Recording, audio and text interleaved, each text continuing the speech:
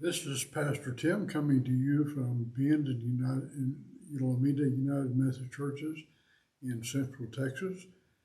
Small rural churches who have a heart for ministry and are carrying on in the United Methodist tradition.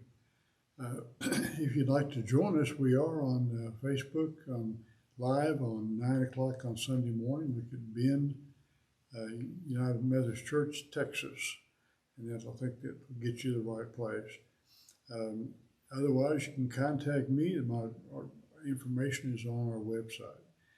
We are doing the Bible stories and subjects because we figure there's a lack of understanding, a lack of just basic the knowledge about the Bible that has been gotten less and less, and so we're trying to help people back into the Bible. We are doing a series right now on John. We come to the washing of the disciples' feet. It was in the John's Gospel. It's a little bit different than Matthew, Mark, and Luke. Matthew, Mark, and Luke have a Passover meal on Thursday night, and that's Maundy Thursday or New Commandment Thursday. That was just before Easter. John has it on Wednesday because he wants to have Jesus dying on the cross at the same time on Thursday as they're slaughtering the Passover lambs to indicate that he is the Passover lamb. So he has it on Wednesday. He has a supper with the disciples and Jesus, and doesn't go through the regular institution of bread and wine as we might think, but Jesus has a long discourse. And during that time, he takes his outer robe off and puts a towel around his feet, around his leg, around his waist, and gets down, takes a basin and a towel, and begins to wash the disciples' feet. They would have been reclining at the table.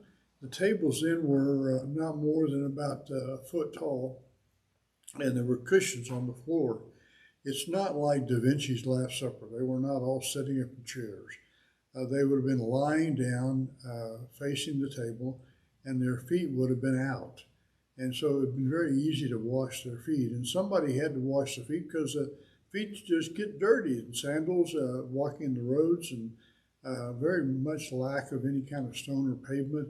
And so their feet got dirty when you traveled, and so you needed to have your feet washed to be received into company. If somebody was wealthy, they had a servant who did that. If not, they would probably give the bowl and water and towel to the guests and let them wash their own feet. So it was quite a surprising thing that Jesus began to wash his feet. The master began to wash the feet of the servants. And that's been an example of humility ever since, because washing the feet is a very humbling experience. If you've ever done it, if you've ever seen it done, it is difficult, not so much to wash people's feet as to let somebody wash your feet. You really don't want to do that. We have trouble receiving gifts from people. And so we don't really want people to be of service, especially down at our feet. And so it must have been a great shock to the disciples when Jesus began to wash their feet. And Peter even said, "No, you're never going to wash my feet." And Jesus told him, "Well, if I don't wash your feet, you don't have any part of me. You can't be one of my disciples," basically. And so he said, "Well, then wash not only my feet, but my head as well," because he wanted to be very much with Jesus. He was very committed to that.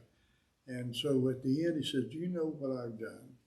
And they were just shocked and dismayed. They didn't really understand. But he was giving them the model for Christian ministry, for being a disciple of Jesus, for being in the church, is to wash the feet of others. The Pope does a good example of that when before Easter, he washes the feet of some criminals. This last year, I think he washed the feet of all women. Before it had never been a woman, it was just men, but he expanded that, and this time it was 12 women that he washed their feet. I imagine it was quite a shock to those women that were in prison and had been shunned by society, had been pushed away and put into incarceration. Maybe their families had abandoned them. They were not acceptable anymore to the common society. They said, "You have to be away from us."